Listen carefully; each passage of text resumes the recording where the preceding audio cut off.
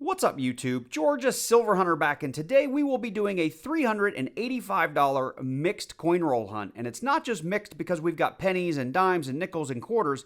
It's mixed in that we've got a fair amount of bank-wrapped coin as well as customer-wrapped coin. So we have no idea what we're expecting today. We could have some really good stuff in the bank-wrapped, or we may get lucky and have some really good stuff in some customer-wrapped. So I'm excited to get into this hunt. I hope you are too. So let's get to it.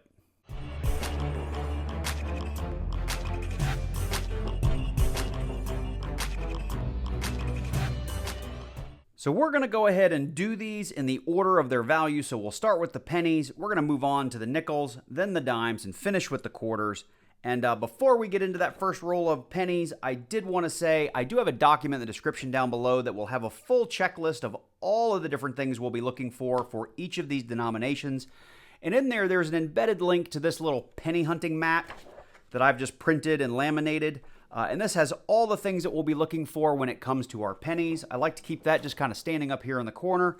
And the other must-have here item is some sort of scale that gets you at least down to the tenths of a gram, because you're going to want that to weigh some of our pennies to see if they're zinc or if they're copper, because 1982 was a split year.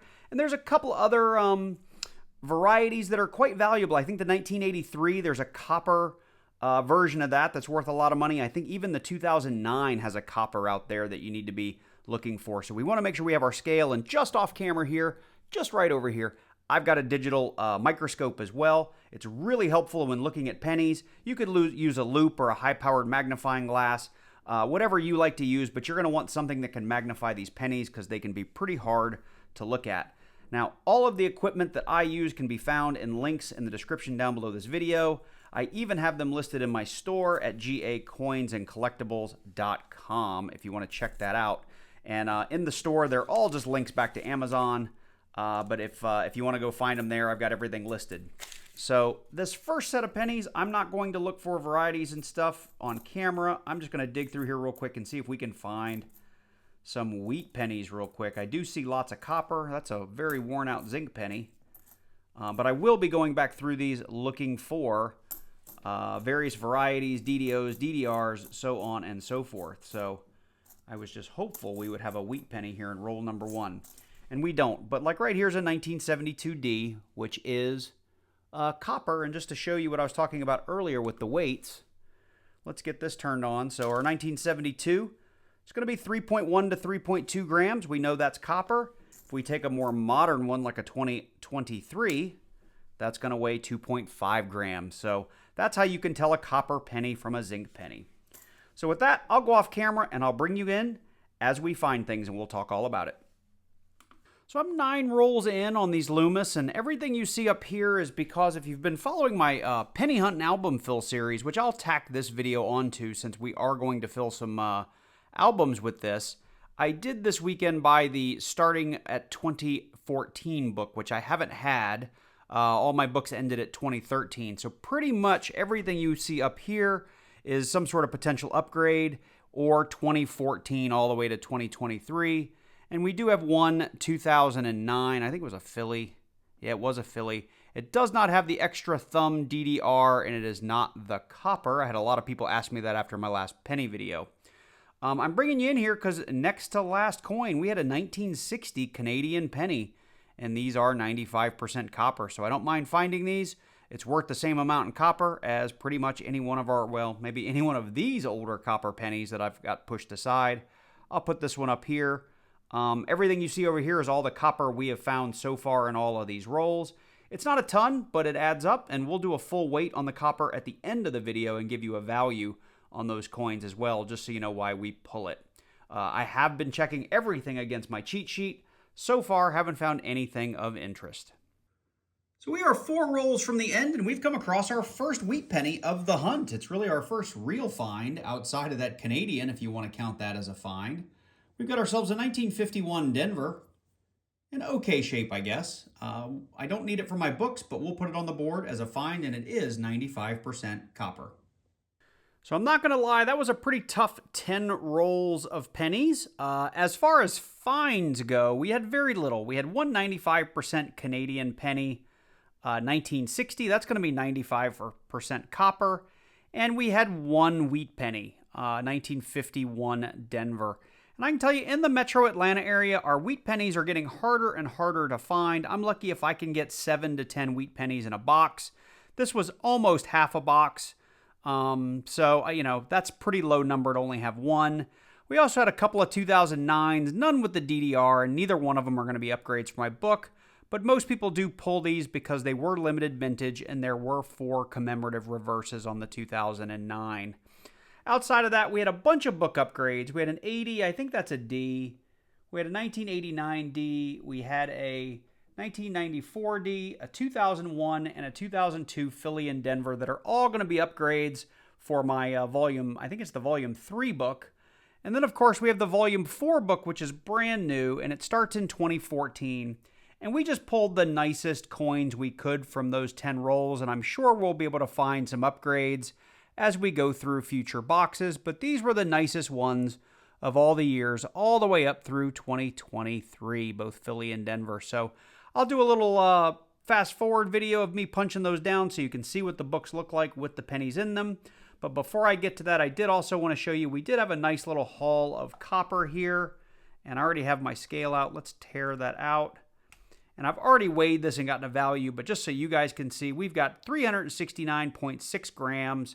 I am going to leave the weight of the cup in there, which is about 11 grams. With our 2 extra copper pennies there, it's really only about a 5 gram difference. But if you ignore all of that, this is about $2.77 worth of copper that we found in those $10 worth of pennies. Of course, everything else gets re-rolled and taken back to the bank. So we are actually making a little bit of money with our copper. So with that, I'm going to show you guys getting these punched down, and then we're going to go ahead and move on to the nickels that are hiding back there in my little mess. So let's get to it.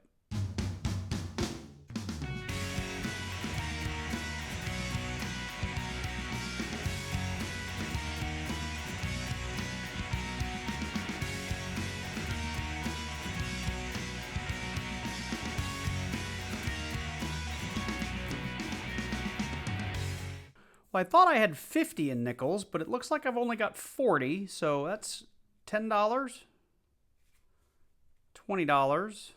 $30, $40. So anyway, either I got shorted $10 at the bank or I truly only got $40 to begin with. The 2 Loomis rolls are in fact all 2023 rolls, so we'll save those for the end. I understand there's a bunch of die chips and things that are being found on the 2023s, so I will hunt these. I'm just going to end with them rather than start because I think it's going to be less interesting for me and probably less interesting for you as well. But let's go ahead and get into one customer wrap roll here together. And I did weigh all of these nickels. A roll of nickels should weigh 200 grams, almost even, 201, 200.1, something like that.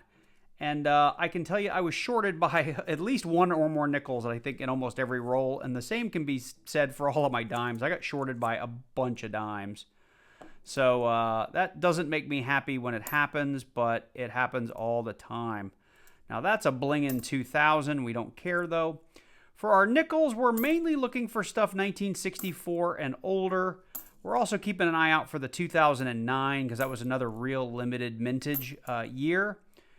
We also want to keep our eye out, like this 2004 does have a DDO up here in the year and the word Liberty. I'll put that under the scope here in just a second, which I don't even have it turned on just yet. We're also looking for our war nickels, which were 1942 to 1945. Let's see here. What else are we looking for? Obviously, if we can find some Buffalo nickels or some really old V nickels, that's always a win when you're hunting nickels. And as I said early in the video, we do have a document in the description down below that you are welcome to get and use as your checklist or cheat sheet when you're hunting nickels.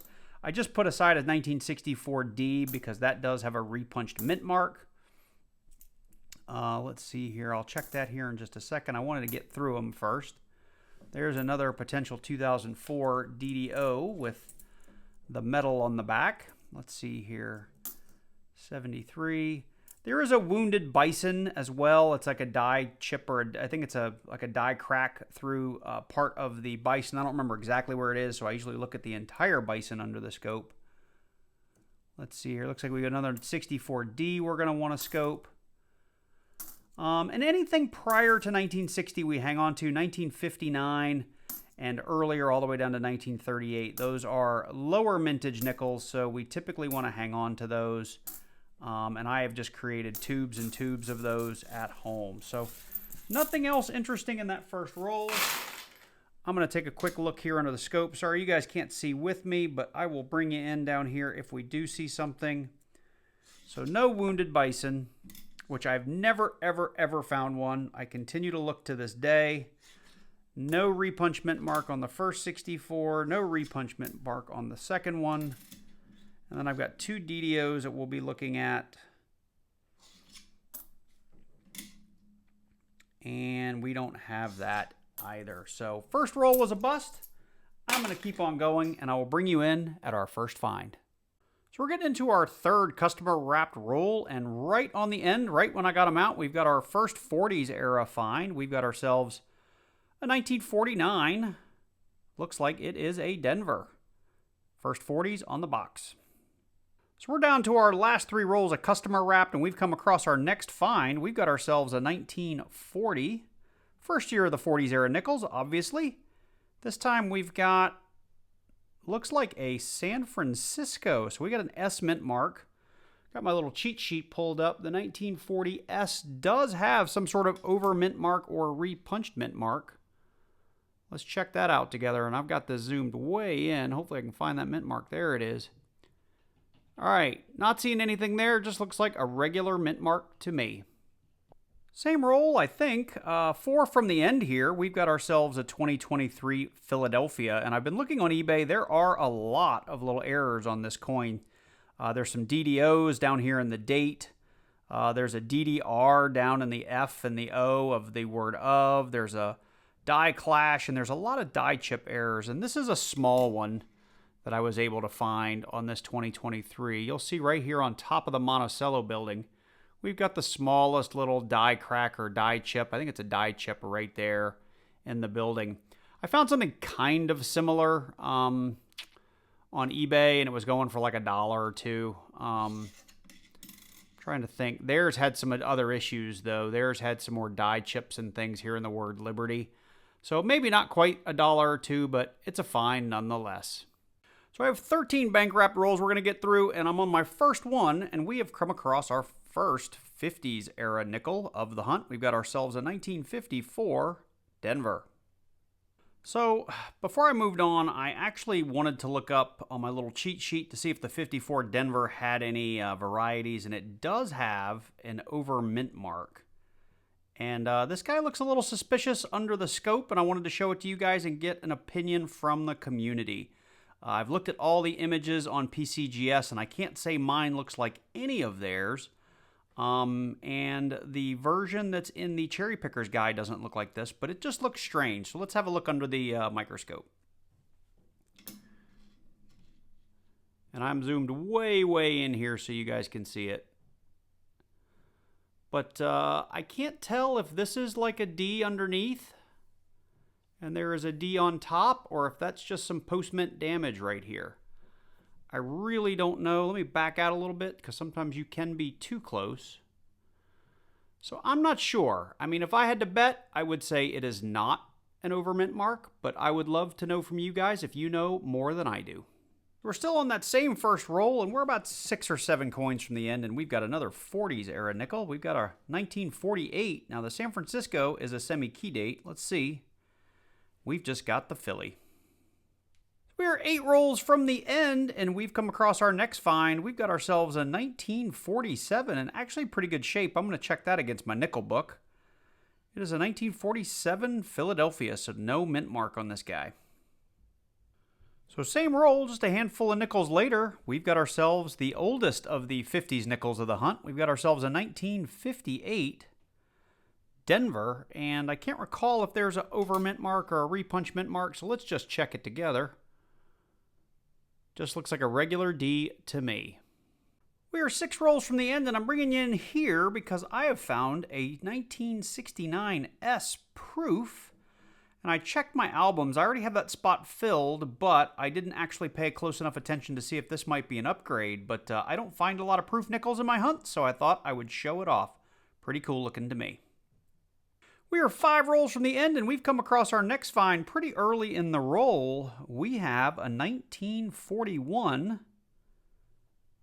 Looks like an S, and I believe the 1941 S does have either an overmint mark or a repunched mint mark. So let's take a look at it together. That looks just like a regular plain old S mint mark to me. Okay, well, we are down to our last 2 rolls. These are Loomis rolls, and I believe they are going to be full rolls of 2023, if I can see it. 2023 Philly. So what I'm going to do is I'm going to get through an entire roll looking for any of the errors that you can find on eBay today. It's really easy if you go to eBay and just type in like 2023 nickel error or DDO or die crack. You'll find all kinds of people selling stuff. Now, that's not to say they're legitimate errors just because they're on eBay. It's what people are finding so that I have some images to work against. Now, if I don't find anything, these will be 2 really fast rolls, but if I do, I'll make sure that at the end of each roll I bring in, we'll put each one under the scope and I'll tell you what I see. So we've gotten through that first roll, and I've got 5 nickels that we're going to take a look at here under the scope. The top 4 are all various die chips on the reverse. The last one is actually going to be a die chip on the obverse, and a little bit something I'm not seeing a lot of on eBay. I've found a few, but not a lot. So we'll look at that one. We'll talk about it when we get there. And for each one of these, most of them aren't worth too much on eBay. I'll put comps on the screen. So if one's worth $2 or $3 or $4, just understand I don't consider that a lot. Now, granted, if you can make $5 off of a nickel, that's actually pretty darn good. But when I think of a coin or a die crack or something you find being worth a lot of money, I'm always thinking $30, $40, $50, $60 or more. So excuse me if my range might not align to yours when I say not worth a lot. But anyway, let's take a look at this first one. It's a pretty basic one. And again, I don't think we've got a lot of money here, but we have got ourselves a little die chip here in the M. It's the only thing that I could find. The other place we're going to see here in a second, there's a lot of little die chips up here in the roof and little cracks, but not on this one. It's literally just this little tiny die chip right here in the crook of the M. So that was the first one. It was kind of the weakest error I could find. This next one is in line with what I was just talking about. So we've got some extra metal here and some metal here. I would call this snow on the roof if we were talking about the Homestead coin. And maybe at some point that's what this will get called, like snow on the Monticello building. Now on eBay, ones that are going for a couple, $3, $4, $5, they've got big die chips here on the left-hand side of the building or kind of up here near the roof. But this one has it right up there. And there might even be a little bit of a crack right in here as well. So I thought that would be interesting to show you. Here's coin number 3, and it is very similar. Actually, probably less good, my grammar. Not as cool as the last one, but we've got a tiny little die chip right here. I don't recall seeing anything else. Oh, wait, this one did. This one had one more. We've got a die chip down here in the F of the word 5 and 5 cents. And while we're looking at this one, I'll mention something else I've seen a lot of on eBay is a double die reverse, where you see that double die kind of here in the F and the A and the O. I've been looking out for that one as well, but I haven't seen it yet. Okay, the last die chip that we're going to talk about, and it's very similar to the other 3. We've got some extra die chips right here in the roof. I think that was it. Let me take another quick look. Oh, nope, this one also has the die chip down here in the F. Notice we're missing the M. We don't have any die chip on the M. So this one seems to be, if you're getting tiny little die chips up here on the roof, make sure you give that F in the word 5 a look, because it's entirely possible you might have that little die chip there. Okay, this is the last one. This is one that I haven't seen a lot of on eBay. You can see here we've got Liberty 2023P, and you'll notice right here we've got something funny looking. That is actually a die break. And it goes all the way up under his neck. It ends about right here. but it snakes through here, and I have actually seen it on eBay called the die break snake, and I've seen it in a couple of different spots on this coin. A lot of them come up here through the field, so they're really easy to see. This one, I just kind of, I won't say I got lucky, but at first I thought it was just a shadow or something, and then I realized it went all the way through into Jefferson's neck. And the other thing this coin has is a little die chip up here on the eyebrow. So 2 different errors on this one coin. Like I said, I'll put values for these up there. I don't recall any of these being terribly expensive, but I could be wrong when you guys see the comps. So anyway, we're going to get into that next roll, and hopefully we find something different than the 5 coins I just showed you. I'm not going to repeat those if we find identical ones from this roll, because that's just a waste of my time and yours. But if we find something new, we'll definitely dig into it. So we finished getting through that second roll, and everything you see over here is a die chip that we've already seen from the first roll, so I'm not going to dig back into those, and that's like the die chip in the F of the 5 or on the Capitol Dome. But this guy was a little bit different, and I'll show you what I mean. If we get it here under the scope, this one did have the little die chip on the M, but I wanted to show you over here, because one of the die chips that's showing up a lot on eBay is a large die chip right here on the edge of the building. And this one really looks like it wants to be a die chip. We've got a little raised metal here, or a little kind of pocket of metal here. I don't think it would qualify based on, you know, it being an actual die chip, but I just wanted to show it because it's probably a few stages away from being a die chip, but we just didn't quite get there. So I'm going to just throw this in with the rest of the coins and just hang on to a handful of these as errors. Other than that, the coins pretty much looked like the first roll. So with that, we'll do a quick wrap up of our actual finds, our 40s and 50s nickels and things that might upgrade our book, and then we're going to move on to the dimes. Well, there are all of our finds from our $40 worth of nickels. Just to go through them really quickly, we did have a 1940S, we had a 41S, we had a 47 Philly, we had a 48 Philly. I know both of these 49s were Denvers.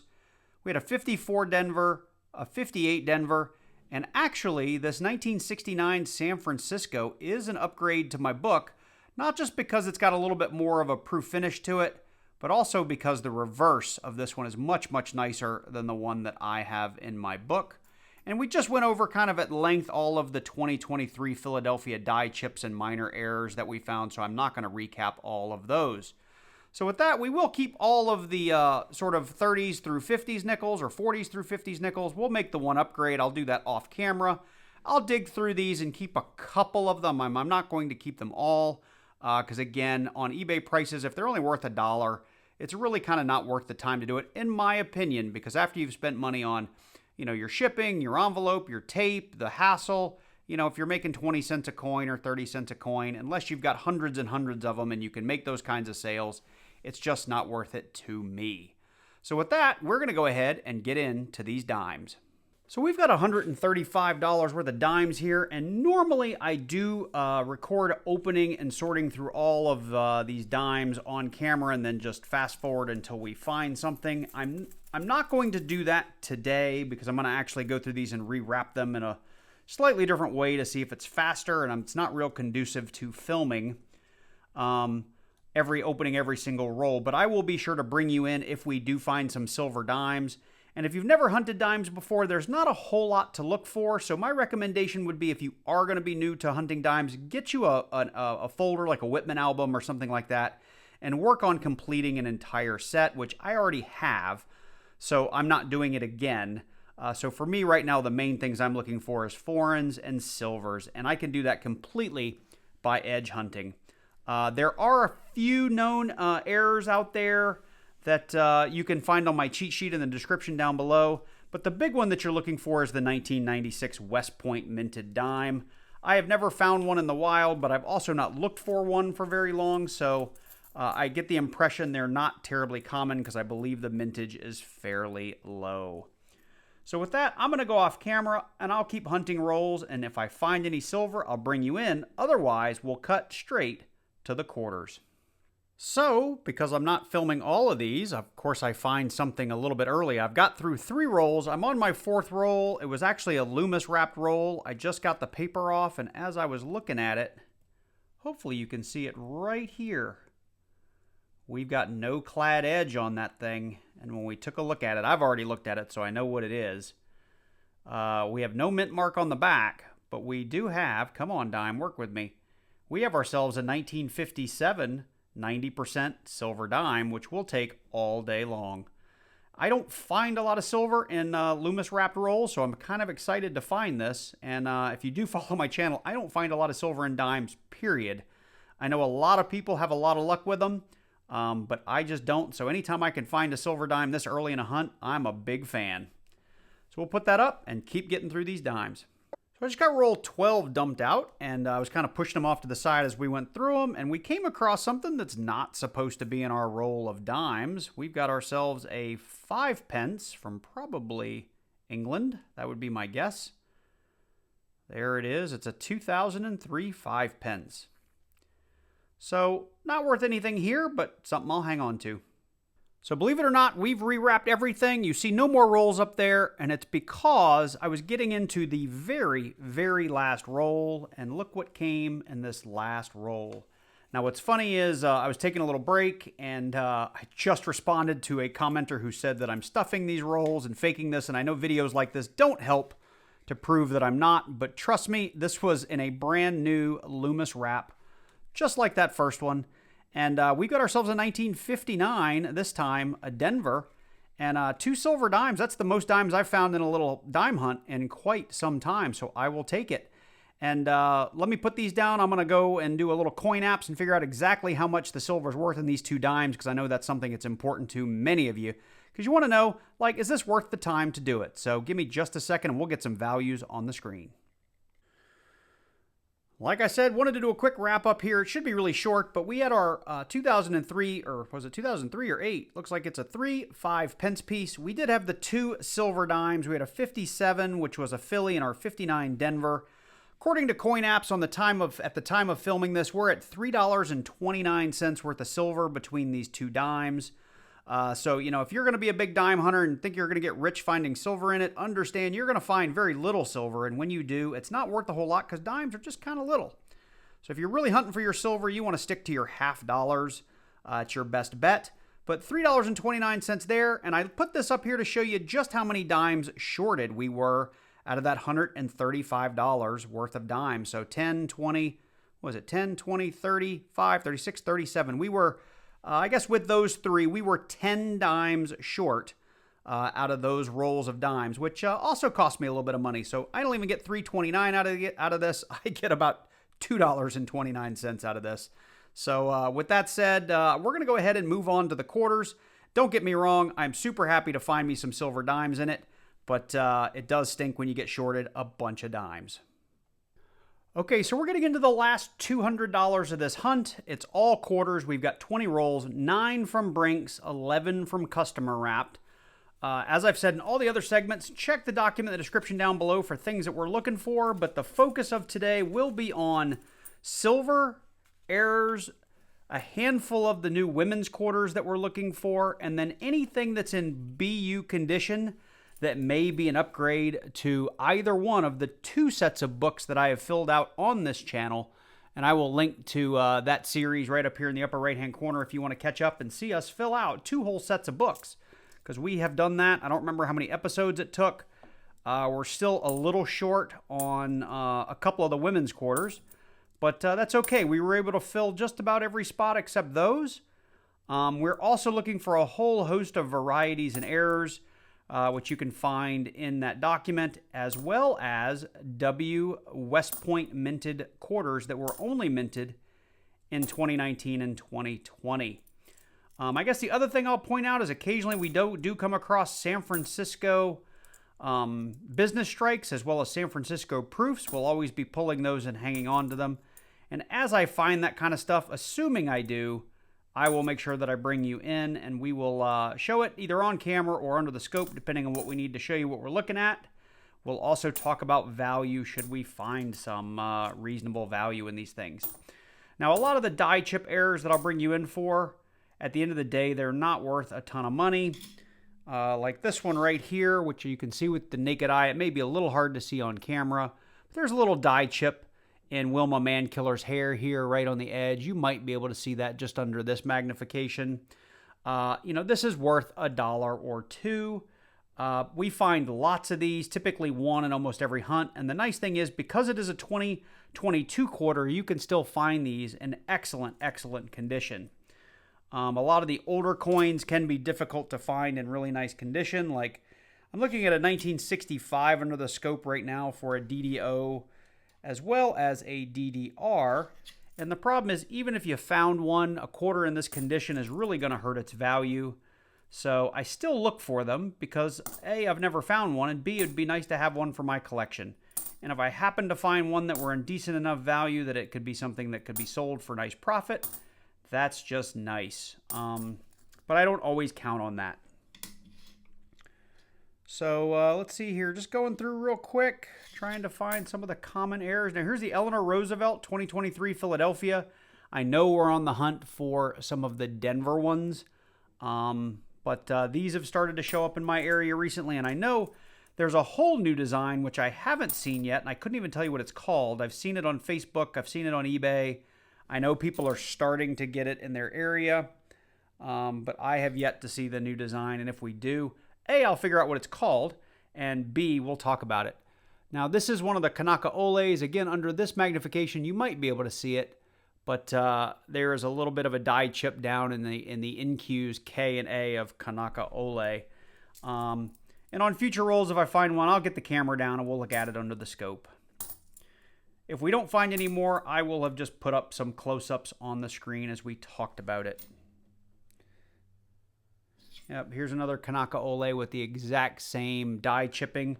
And that's the problem with some of these errors, is they're just really, really, really common. Now here's a really nice 2011 Philadelphia. I may hang on to that and see if it upgrades my book. We'll put that aside. But what was I saying? The problem with a lot of these errors is they are really, really common, which drives the fact that they're only worth $1 or $2 on eBay. So with that, I'm going to go ahead and go off camera, and I'll bring you in as we find things. So we've gotten through 4 rolls of our customer wrapped, and I'm bringing you in here in the middle of that 4th roll, and we've come across... You'll see right here, it's super shiny. We've got ourselves a San Francisco mint mark.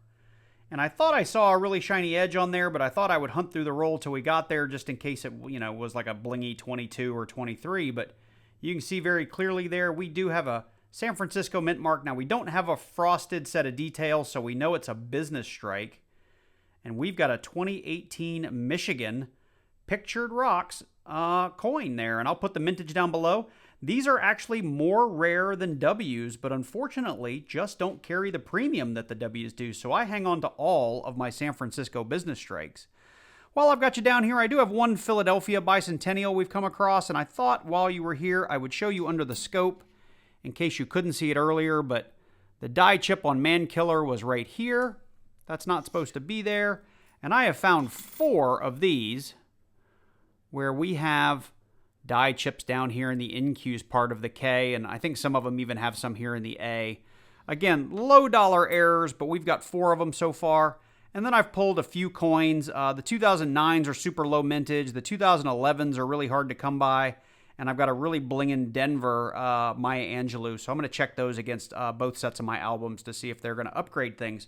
Other than that, it's been going pretty fast, so hopefully bring you in again soon. So this is the mess from the same roll that we had the San Francisco in, and I got to the very last coin of the roll, and we have come across a decent-looking W. We've got a big sort of scratch there you can see in the finish, but it's a decent-looking W. Let's see what we got. Well, we don't have the V75, so we know it's a 2019. There's a V75 privy there on the left side of the coin for the 2020s.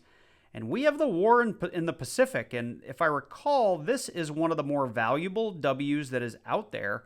I'll put a comp up here on the screen to the right. I don't recall exactly what these were going for, but I know W's when they first came out were easily 20, 30, 40 bucks a piece. A lot of them have dropped now into that kind of $10 to $15 range. But I want to say this war in the Pacific in really good shape can still go for a pretty penny, 20, 30, 40 bucks, somewhere in there. But I could be wrong. It's been a while since I've looked them up. We just opened up roll number 8, and we've got something that obviously isn't from the United States of America right there. The reading is off, the thickness is off, everything about it is off. Let's see what we have here. we have a 10 pence coin from, well, usually when it's 10 pence, I have to imagine it comes from Great Britain. Got little, I don't know, lions on it, it looks like. I'm not sure if it's from Great Britain, though. But it has the Queen on it. It's 2013. I'll see if I can identify this, and we'll put a little info up here on the screen about it.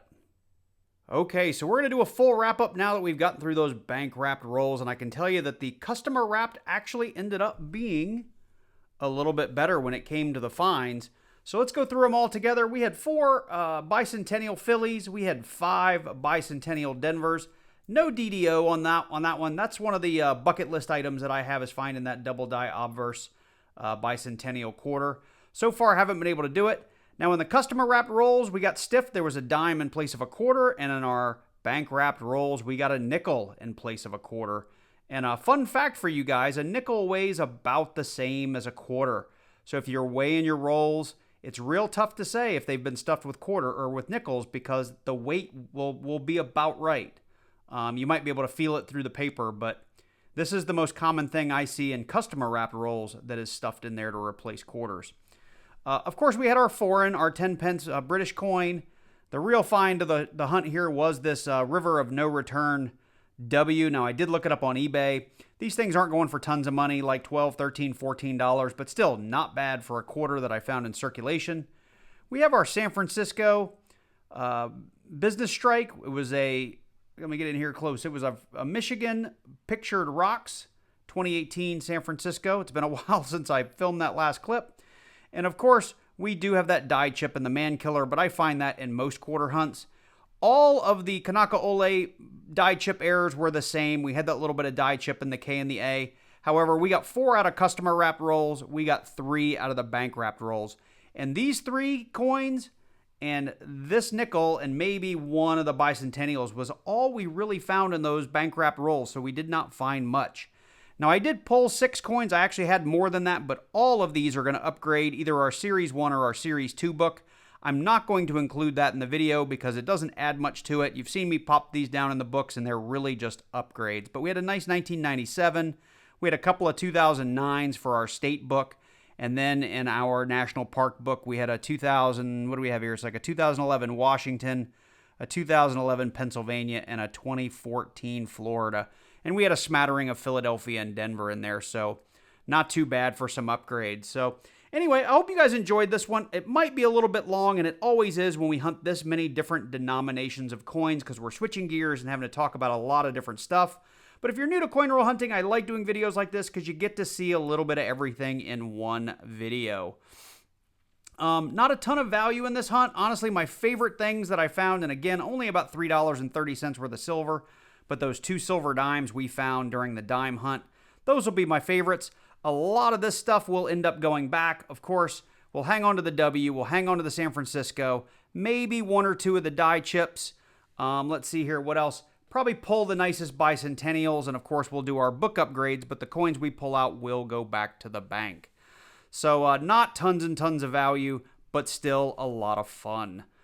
So anyway, if you did enjoy this video, if you love this hobby, make sure you drop down below and leave me a comment. And while you're down there, click that like button. Let me know you like these videos. If you're new to the channel and you like coin roll hunts, I do a whole lot of them. So make sure you click on that subscribe button and click on that little bell and select all so you get notified each and every time I release a new video. And you too, go ahead and click on that like button. It will be okay. Special shout out for all of my channel members. Thank you guys so much for supporting the channel month after month. I really, really appreciate it. It's kind of later in the week than I'd hoped to get this out, so by the time you guys see this, I'll probably already have some half dollars that I'm hunting. So look for that this weekend, and I'll see what else I can grab and get a little more content out either Saturday, Sunday, or Monday. So with that said, you guys take care, and I look forward to seeing you in the next one.